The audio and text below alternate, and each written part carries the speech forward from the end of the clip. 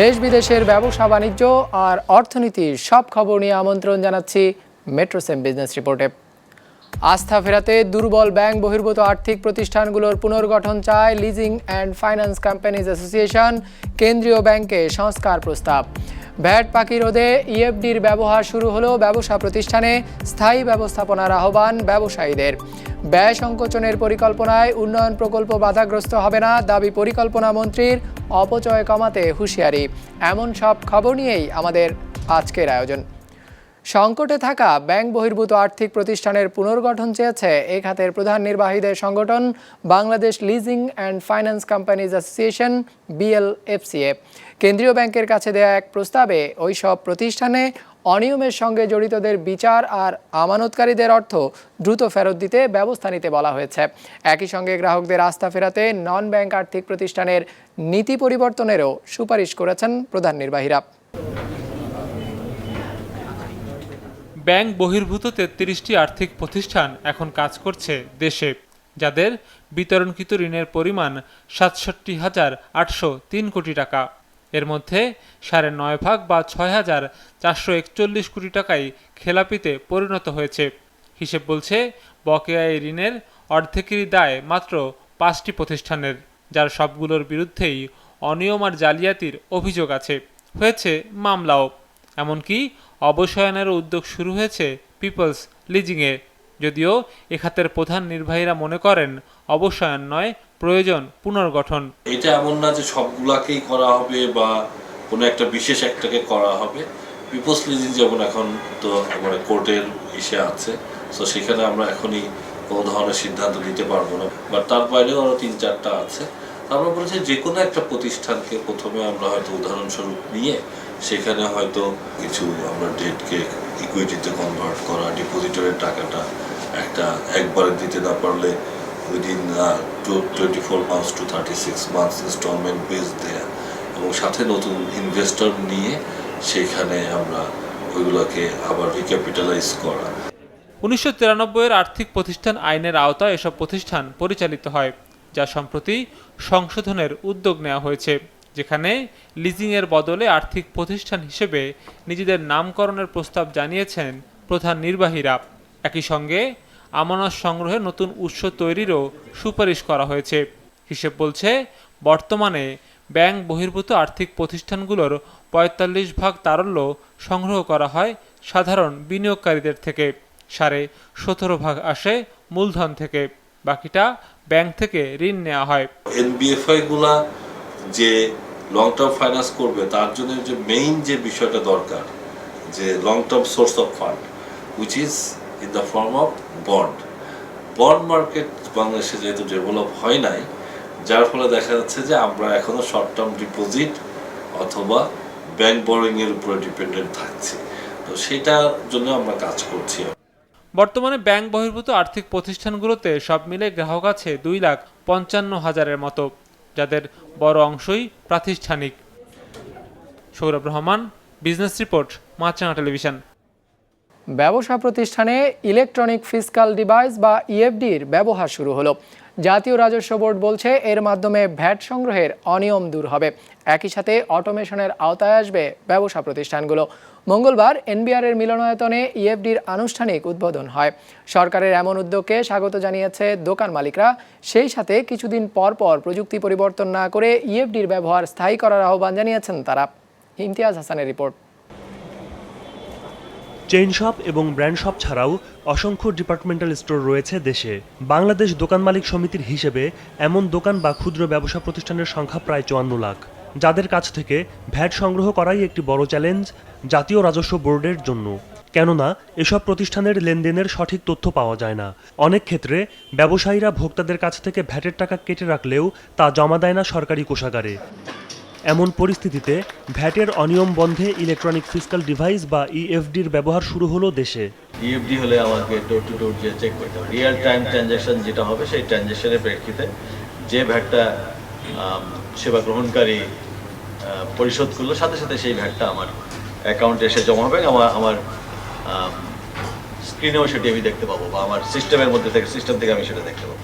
EFD machine স্থাপন করা হলে শুধুমাত্র সরকার বা রাজস্ব বিভাগ যে উপকৃত হবে, তার রেভিনিউ কালেকশন নিশ্চিত হবে, রিয়েল টাইম রেভিনিউ কালেকশন হবে, এটি নয়।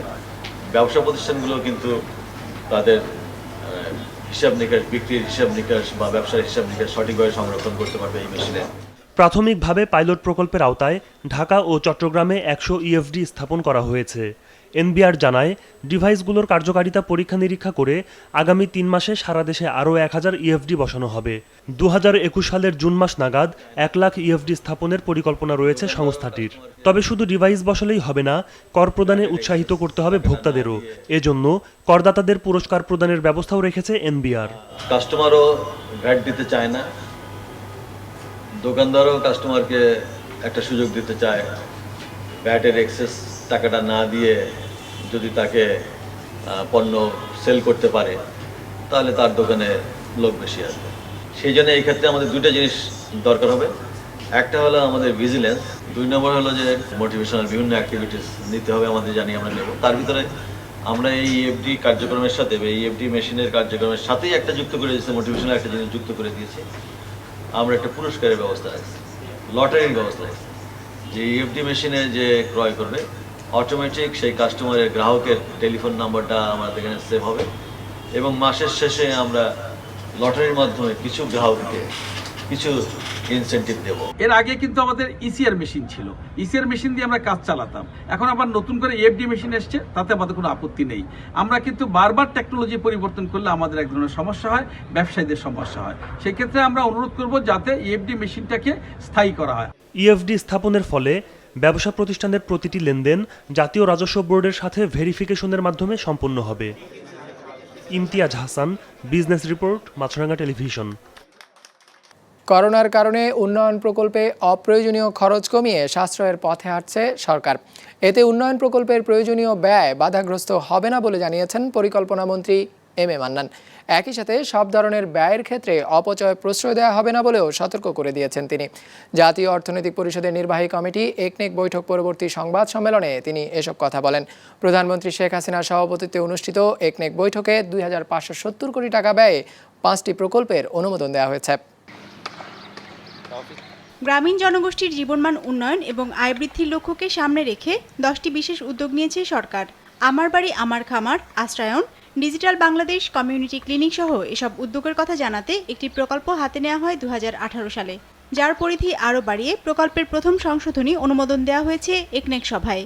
এতে ব্যয় বাড়ছে 47 কোটি টাকা। বৈঠক পরবর্তী সংবাদ সম্মেলনে প্রশ্ন ছিল, প্রচারের মাধ্যমে কিভাবে উন্নয়ন হবে গ্রামীণ জনগোষ্ঠীর। কর্মসূচি আগের কর্মসূচি, সেখানে পৌরসভা সিটি কর্পোরেশনের 3186টি ওয়ার্ডকে বাদ দেওয়া হয়েছে। এই কর্মসূচিতে সেগুলোকে অন্তর্ভুক্ত করা হয়েছে। আমাদের অনেক ধরনের সেবা কার্যক্রম আছে, সেগুলো জনগণ জানে না বলে কোন ভোটকে সেটা গ্রহণ করবে সেটা বলতে পারছে। গ্রামের মানুষ সে হয়তো জানে না একজন কৃষক যে আমি কোন ওয়েতে আমি কৃষি ব্যাংকে যাবো, আমি কৃষি প্রণোদনটা নিব, আমার কি খরচ হবে কি খরচ হবে না, না জানলে কি হয়, তাকে এক্সপ্লয়েট করার সুযোগ সৃষ্টি হয়। এই কার্যক্রমের মাধ্যমে তথ্য মন্ত্রণালয় চাচ্ছে জনগণের কাছে এই তথ্যগুলো আরো ব্যাপকভাবে ডিসমিনেট করা। জনগণ যত বেশি তথ্য জানবে তত বেশি জনগণ সচেতন হবে। প্রচারে খরচ বাড়লেও করোনা সংকটে পড়ে এরই মধ্যে ব্যয় সংকোচনের উদ্যোগ নিয়েছে সরকার। নতুন গাড়ি ক্রয় কিংবা বিদেশ ভ্রমণে নিষেধাজ্ঞার পাশাপাশি প্রকল্পের ব্যয়ও কাটছাট করা হচ্ছে। অগ্রাধিকারের তালিকা করে প্রকল্পের অর্থ ছাড়ের সিদ্ধান্ত হয়েছে। তবে এতে সরকারের উন্নয়নের গতি বাধাগ্রস্ত হবে না বলে জানান পরিকল্পনা মন্ত্রী। ব্যয় যদি কমে যায় তাহলে ইকোনমি উইল কোলাপস, কিন্তু ব্যয়টা যেন রিজনেবল হয়, যুক্তিসঙ্গত হয়, অপচয় না হয়, দুর্নীতিগ্রস্ত না হয় এবং কাজে যেন লাগে। এর জন্য যত ব্যয় প্রয়োজন তত ব্যয় আমরা করব। তবে প্রতিটি ক্ষেত্রে যেন আমরা দূরবীন দিয়ে খোঁজ খবর নিয়ে দিকে যেন প্রয়োজনের অতিরিক্ত foreign training, foreign trip should not become pleasure trip. এমন সতর্কতাকে সামনে রেখে ডিপিডিসি এলাকার বিদ্যুৎ ব্যবস্থা উন্নয়নে, উপকেন্দ্র নির্মাণ ও পুনর্বাসন, বিদ্যুৎ ব্যবস্থায় ক্যাপাসিটর ব্যাংক স্থাপন এবং স্মার্ট গ্রিড ব্যবস্থা প্রবর্তনে একটি প্রকল্প অনুমোদন দেওয়া হয়েছে একনেকে, যাতে ব্যয় হবে 1454 কোটি টাকা। বিদ্যুতে আমরা মোটামুটি প্রায় পৌঁছে গেছি পারে, তাই না? আমরা প্রায় শেষ পর্যায়ে আছি। এখন এই বছরের মধ্যে শতভাগ অবশ্যই হয়ে যাবে। এখন আমাদের কাজ হবে আপগ্রেডেশন, স্ট্রেংথেনিং, রিপ্লেসমেন্ট। অনেক পুরানো লক্ষর যন্ত্রপাতি বদলাতে হবে, ক্যাপাসিটি আপগ্রেড করতে হবে, 11 থেকে 33 থেকে 60 কিছু আমাদের হিসাব আছে, এইগুলো করতে হবে এবং নিরবিচ্ছিন্ন ফেইললেস, উইদাউট ফেইল সাপ্লাই আমাদেরকে দিতে হবে। এই জন্য আমি কাজ করছি। এই আওতায় এটা একটা প্রকল্প করেছে আজকে আমাদের ডিপিডিসি। প্রধানমন্ত্রী শেখ হাসিনার সভাপতিত্বে অনুষ্ঠিত একনেক বৈঠকে 5টি উন্নয়ন প্রকল্পের অনুমোদন দেওয়া হয়েছে, যাতে ব্যয় বরাদ্দের পরিমাণ 2570 কোটি টাকা।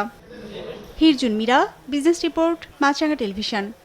উত্তরা গণভবন, রাজবাড়ী সহ নাটোরের বিভিন্ন পর্যটন কেন্দ্র প্রায় 5 মাস বন্ধ থাকায় কোটি টাকা রাজস্ব হারিয়েছে সরকার। আগামী মাসে স্বাস্থ্যবিধি মেনে পর্যটন কেন্দ্রগুলো খুলে দেওয়ার কথা বলছেন জেলা প্রশাসক। নাটোর প্রতিনিধি মাহবুব হোসেনের পাঠানো তথ্য ও ছবি নিয়ে ডেস্ক রিপোর্ট। করোনার কারণে গত মার্চ মাস থেকে বন্ধ রয়েছে উত্তরা গণভবন সহ নাটোরের সব দর্শনীয় স্থান। পর্যটকদের আনাগোনা বন্ধ থাকায় অনন্য রূপ ধারণ করেছে এর প্রকৃতি। অলস সময় কাটছে কর্মকর্তা কর্মচারীদের। আমরা চাই যে সরকার অচিরেই এই দর্শনীয় স্থান উত্তরা গণভবন দর্শনার্থীদের জন্য উন্মুক্ত করে দিক। প্রায় দিনই বিভিন্ন অঞ্চল থেকে দূর দূরান্ত হতে দর্শনার্থী এসে বিমুখে ফিরে যাচ্ছে, সাথে আমাদের রাজস্ব অনেক ঘাটতি হচ্ছে। পর্যটন এলাকা ঘিরে গড়ে ওঠা ব্যবসা প্রতিষ্ঠানের মালিকরা পড়েছেন বিপাকে। এদের অনেকেই বেকার হয়ে পড়েছেন। জেলা প্রশাসনের তথ্য অনুযায়ী নাটোর, রাজবাড়ী এবং উত্তরা গণভবন সহ বিভিন্ন পর্যটন কেন্দ্র বন্ধ থাকায় অন্তত কোটি টাকা রাজস্ব হারিয়েছে সরকার। এটা কর্তৃপক্ষের নির্দেশে বন্ধ আছে এবং এটা সরকার এই প্রায় 5-6 মাসে রাজস্ব থেকে বঞ্চিত হয়েছে। আমরা আশা করছি যে কর্তৃপক্ষ খুব দ্রুতই এটা খুলে দিবে এবং পর্যটকরা আবার এখানে আগমন শুরু করবেন। তবে জেলা প্রশাসক জানান, দর্শনার্থী স্থানগুলো খুলে দেওয়ার জন্য ইতিমধ্যে নির্দেশনা দিয়েছে পর্যটন মন্ত্রণালয়। স্বাস্থ্যবিধি মেনে আগামী সেপ্টেম্বর মাসেই ওগুলো খুলে দেওয়া হবে। আগামী সপ্তাহে আমরা একটি আমাদের করোনা প্রতিরোধ কমিটির সভা করব। সেই সভায় আলাপ আলোচনা করে যাতে স্বাস্থ্যবিধি পরিপালন করে এটি দ্রুত সময়ে আমরা খুলে দেওয়ার চিন্তা করছি, যাতে মানুষরা এখানে তাদের বিনোদনের জন্য আসতে পারে। ইতিহাস ঐতিহ্যের স্বাক্ষর পর্যটন কেন্দ্রগুলো আবারও ঘুরে দেখার অপেক্ষায় দর্শনার্থীরা। বিজনেস রিপোর্ট, মাছরাঙা টেলিভিশন।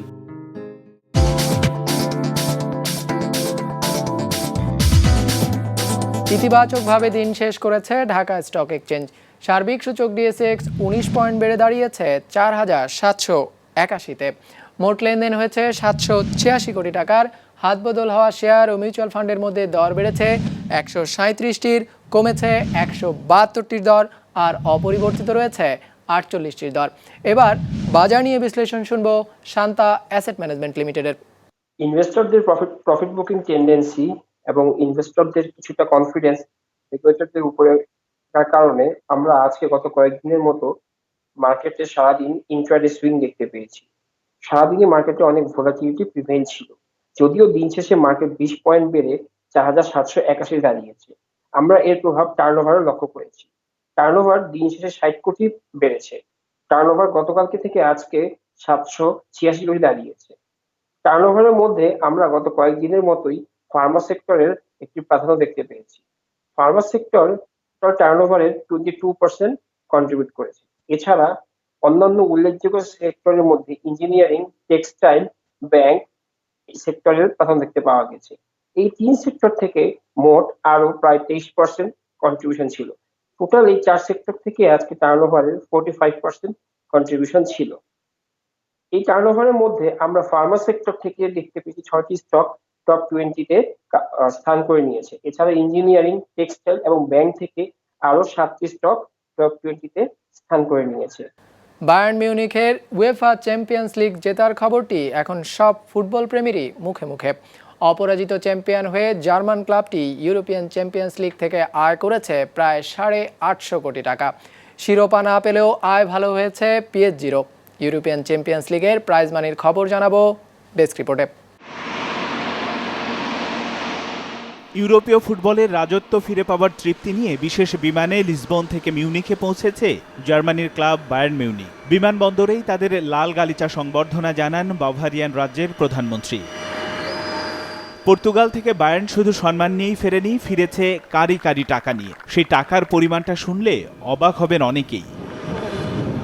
অপরাজিত চ্যাম্পিয়ন হওয়ার সুবাদে প্রাইজ মানি হিসেবে এবার বায়ার্ন মিউনিখ সব মিলে পেয়েছে $9,80,00,000। বর্তমান বিনিময় মূল্যের হিসেবে বাংলাদেশি মুদ্রায় যা প্রায় 833 কোটি টাকা। এর মধ্যে শুধু ফাইনাল জয়ের জন্য পেয়েছে $1,90,00,000 বা 161 কোটি টাকার কিছু বেশি। আগের যে কোনো আসরের তুলনায় এবার বায়ার্ন বেশি প্রাইজ মানি পাওয়ার কারণ গ্রুপ পর্ব থেকে ফাইনাল টানা 10টি ম্যাচেই জয় পেয়েছে। বাছাই পর্ব থেকে মূল পর্বে ওঠার পুরস্কার হিসেবে প্রতিটি দল পায় $1,80,00,000 আর গ্রুপ পর্বের প্রতিটি জয়ের জন্য দেয়া হয় $30,00,000 কিছু বেশি। ড্র করলে পায় $10,00,000।